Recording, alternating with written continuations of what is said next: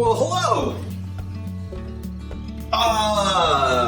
No Dom today. Yeah. School started back up, so Dom is going to be in Friday workshops, but we just we couldn't fit this one in the schedule. So this is going to be a real quick Friday workshop, and I decided to go over a bunch of different finishing things.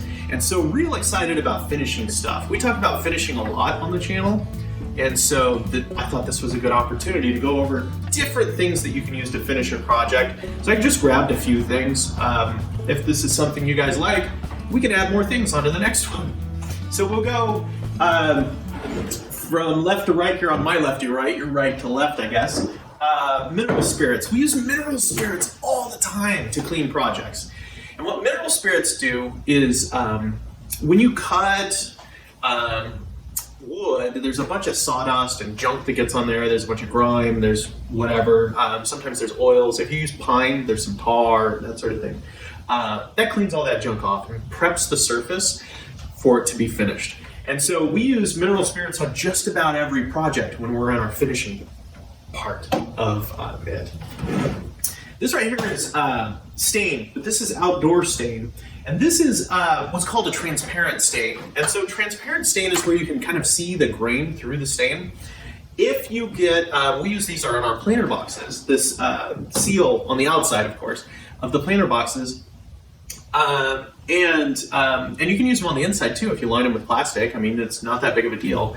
Or at least we do. And this is great. You can roll it on, you can spray it. You can brush it on, you can use a paint pad. This stuff is nice. It takes about 2 hours to dry. And the transparent one that's the one that you can see through. And we really like to be able to see that grain. If you don't use the transparent one, it's just a solid color, which is great, but it's a preferred look that we have. This right here is pre-stain wood conditioner. And so pre-stain makes the whole rest of the stain, it makes it grab onto the project at an even flow. And so we really like using pre-stain before we use stain. They're like water-based stain or something like that. You really don't even have to wait for it to dry, honestly. And it's a great product. So really excited about that. Polyurethane, that's a clear coat that goes on top of projects after they're done to kind of finish it. We also use lacquer for this. I should have pulled out lacquer, but we also use lacquer for this. Paint. We use paint on projects that are going to be outside, that are going to be rough, that are going to be torn up. We really like the look of wood, so we rarely use paint. But if something's going to be outside and it's just going to be beat the heck up, this is one of the toughest finishes. That's the most waterproof. Paint is a great finish. This is wood stain. Minwax is not the greatest brand, but in a lot of cases I'm cheap. So this one's really great. So they have oil-based and water-based stains. I believe this particular one is an oil-based stain, but I'm starting to be a much bigger fan of water-based stain. I had just recently went to Woodcraft and met with the guy who did the General Stains there, salesman for the General Stains group, and he did a whole demo, and it was amazing. I sat there and watched his hour-long demo on stains, and we might be changing up what stains we use and what finishing we use, and going a little bit more water-based. I really liked their water-based project when we were putting them side by side, and we were doing that versus like the Minwax. So we might be playing around with that, and their version of polyurethane was also pretty cool.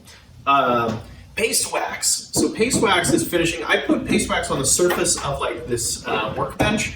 Anything that's going to be beat up. So usually metal surfaces, flat surfaces like a workbench, working shop tools that you want to get to be protected from damage and that sort of thing. I just throw a thick layer. There also makes them smooth, and it's pretty awesome. Shellac. Shellac's one of those food safe finishes made from bug remain, I think it's like bug secretions or something like that. This stuff is a hard shell that goes on just about anything, and you don't even need to put a pre-finish on. I mean, you put shellac on there, and it's really nice. I've been using the clear shellac, the transparent shellac, for a long time, but I'm really tempted to start with the amber shellac. They make another kind that adds a little bit of color to it, and then you don't even have to worry about, you just throw the shellac on and you're done. It seems like a wonderful thing. This right here is Butcher Block conditioner. So Butcher Block conditioner is a real good, food safe. It's got mineral oil and wax on it. Usually like a beeswax. I think this one is a beeswax. This Howard stuff, I mean, I don't know, they make other stuff. This freaking Home Depot stuff, and it is fantastic. So I'm a big fan of the Butcher Block conditioner for using it for anything like bowls or cutting boards or charcuterie boards or anything like that you're going to be putting food on. That's a good one right there. And that's usually a last step, so I'll do some sort of walnut oil or something like that before I do that. This is Howard's Feed and Wax. So this is a beeswax conditioner. This one has orange oil, but it also has some non-food safe stuff in here just to make it dry a little faster. So this one I use on more like furniture things, things I'm not going to eat off of, but things I'm going to maybe like an end table or like a side table or a chair or something like that. Or even a dining room table, I would polish on with like a 4/0 seal wool. This stuff, and oh my goodness, that surface is just gorgeous.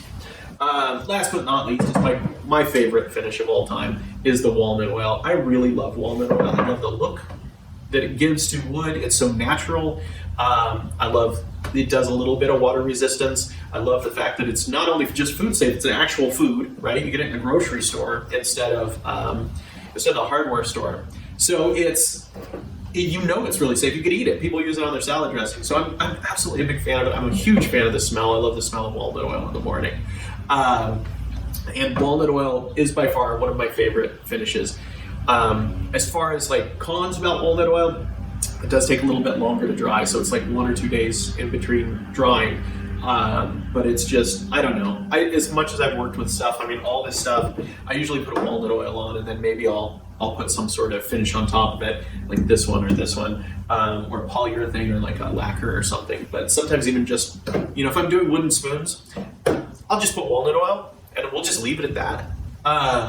And so I think it depends on what project you use it for.